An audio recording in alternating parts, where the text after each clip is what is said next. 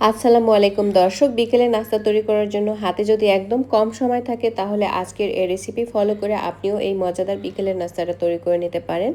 আজকের এই মজাদার গোলগোল্লাগুলো তৈরি করতে খুবই কম সময় লাগে এবং খুবই অল্প উপকরণে এটি তৈরি করা যায়। ছোট বড় সবাই অনেক বেশি পছন্দ করে, খেতেও অনেক বেশি মজার হয়। এই গোলগোল্লাগুলো তৈরি করার জন্য প্রথমে একটা মিক্সিং বলে আমি 2 কাপ পরিমাণে ময়দা নিয়েছি।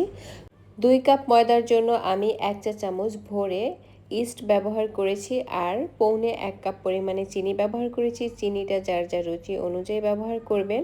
1/4 কাপ গুঁড়া দুধ ব্যবহার করেছি।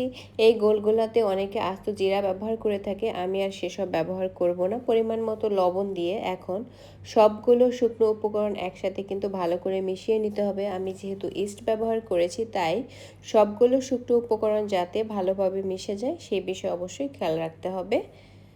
আমি ভালো করে নেড়েচেড়ে সময় নিয়ে তারপরে মিশিয়ে নিয়েছি। এখন এটা দিয়ে আমি একটা ব্যাটার বা ডোয়ের মতো তৈরি করব, তবে ডোটা কিন্তু একটু স্টিকি এবং পাতলা করে তৈরি করতে হবে।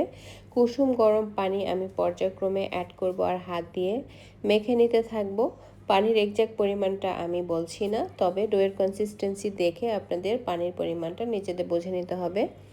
আমি পর্যায়ক্রমে পানি অ্যাড করছি আর আলতো হাতে সবগুলো উপকরণ একসাথে ভালো করে মিশিয়ে একটা স্টিকি ডো তৈরি করে নিব। এই গোলগোলা তৈরি করার জন্য কোনো শক্ত ডো কিন্তু তৈরি করা যাবে না, ডোটা একদম স্টিকি হবে। তো ডোটা কিন্তু আমার তৈরি করা হয়ে গিয়েছে আর এরকম একটা পাতলা বা স্টিকি ডো তৈরি করে নিতে হবে।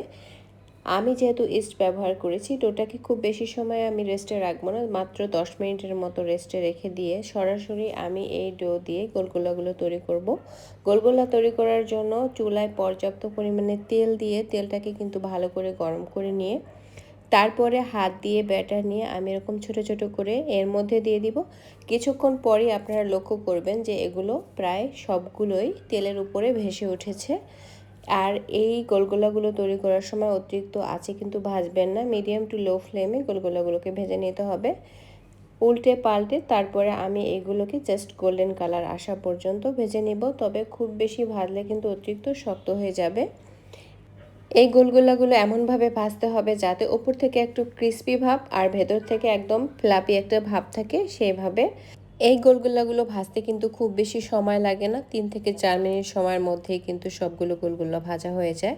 আমি সবগুলো ব্যাচের সবগুলো গোলগোলা কিন্তু তৈরি করে নিয়েছি আর দেখুন প্রত্যেকটা গোলগোলা কিন্তু একদম ফ্লাপি হয়েছে, বলের মতো হয়ে গিয়েছে এবং ভেতরটা কিন্তু একদম ফ্লাপি হয়েছে, মজাও হয়েছে খেতে অনেক বেশি।